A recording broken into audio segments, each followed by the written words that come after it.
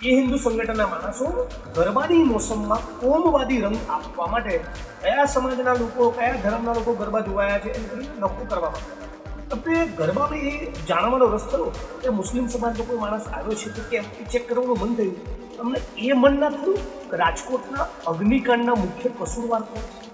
સ્ત્રીઓને નગ્ન કરીને તમારી સરકારમાં મણિપુરમાં ફેરવી ત્યારે તો દાપણ કરવું ને, હરણીકાંડના પીડિતો માટે લડવું ને. એટલે આવા તત્વોને ઇન્દ્રનીલભાઈએ સચોટ જવાબ આપ્યો અને ગેટ લોસ્ટ કીધું, કાઢી મૂકે બહુ સારું કર્યું. હું પણ આવા સંગઠનોને કહું છું ગેટ લોસ્ટ. થોડા દિવસો પહેલા રાજકોટની નીલ સિટી ક્લબમાં વિધર્મીઓના પ્રવેશ મુદ્દે વિવાદ ઉત્પન્ન થયો હતો. વિશ્વ હિન્દુ પરિષદના ચેકિંગ દરમિયાન ઇન્દ્રનીલ રાજ્યગુરુ સાથે ઉગ્ર બોલાચાલી થઈ હતી અને આ ઘટનાનો વિડીયો છે સોશિયલ મીડિયા પર ખૂબ જ વાયરલ થયો હતો.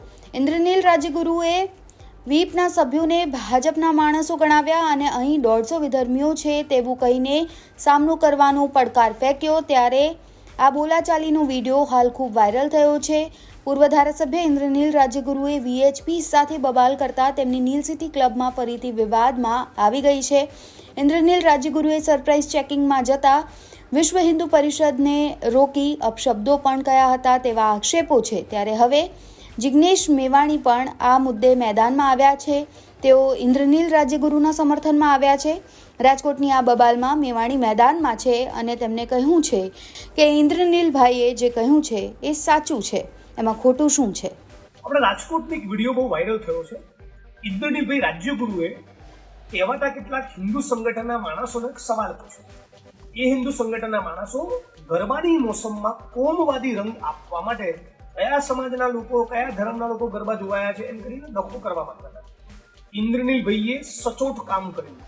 આ કહેવાતા હિન્દુત્વવાદી સંગઠનો ધર્મની રાજનીતિ કરીને રાજકોટનું, સૌરાષ્ટ્રનું, ગુજરાતનું માહોલ દાયકાઓથી દૂષિત કરી રહ્યા છે. તમને સવાલ પૂછવા માંગુ છું, તમને ગરબામાં એ જાણવાનો રસ થયો કે મુસ્લિમ સમાજનો કોઈ માણસ આવ્યો છે તો કેમ એ ચેક કરવાનું મન થયું.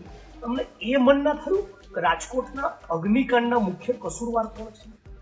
અગ્નિકાંડમાં જ્યારે 26-28 લોકો ભૂંજાયા, 1 મહિનો અમે લડ્યા, ત્યારે તમે બધા ક્યાં ખોવાઈ ગયા હતા સંત પરિવારવાળા? વધુમાં કહેવા માંગુ છું, અત્યારે નવરાત્રિની મોસમમાં નોરતા ગરબા ચાલુ છે ત્યારે પણ દ્વારકા, સોમનાથ, ડાકોર, અંબાજી આ મોટા હિન્દુ ધર્મના આસ્થાના પ્રતીકો, મોટા ધાર્મિક સ્થળોની ફરતે એના 2-2 કિલોમીટરની ત્રિજ્યામાં અનેક દારૂ અડ્ડા ચાલે છે.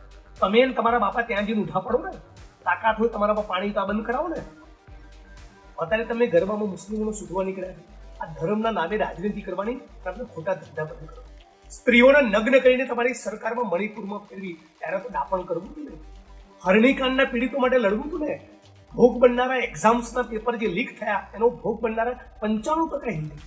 જે વિધવા બહેનોને પેન્શન નથી મળતું અને સમાજ કલ્યાણ ઓફિસની કચેરીની બહાર લાઈનોમાં ઉભા હોય કે કર્મચારીઓની આગળ શિષ્યવૃત્તિની લાઈનમાં ઉભા રહેલા વિદ્યાર્થીઓ, આનો બહુ જ મોટો વર્ગ હિન્દુ છે. તમે કયા હિન્દુની વાત કરો?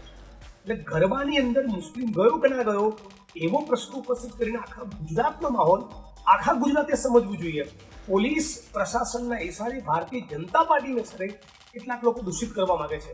એટલે આપણું રાજકોટ શહેર રંગીલું છે અને રંગીલું જ રહેવું જોઈએ. એટલે સાથે મળીને ફેસ્ટિવલને સેલિબ્રેટ કરવા જોઈએ. હોળી હોય, ઈદ હોય, દિવાળી હોય, કોઈ પણ તહેવાર હોય.